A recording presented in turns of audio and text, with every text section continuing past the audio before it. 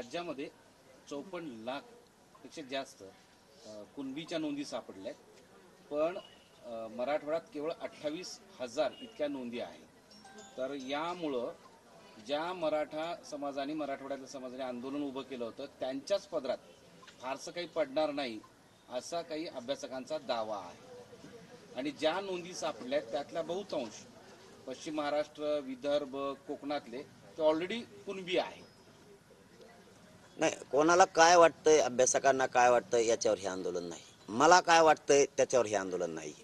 इथं गोरगरीब मराठ्यांना काय वाटतंय ते महत्वाचं आहे। जरी मराठवाड्यातून लढा उभा राहिला असता तर मराठवाडा काय महाराष्ट्र अखंड महाराष्ट्राच्या बाहेर नाही आणि महाराष्ट्रातले मराठे हे वेगळे नाहीत आणि ती संस्कृती मराठवाड्यातल्या मराठ्यांच्या नाही, महाराष्ट्राच्या सुद्धा नाही। सगळे भाऊ आपलेच आहेत। कोणाला व्हायला मिळतंय ना, मिळणार आहे।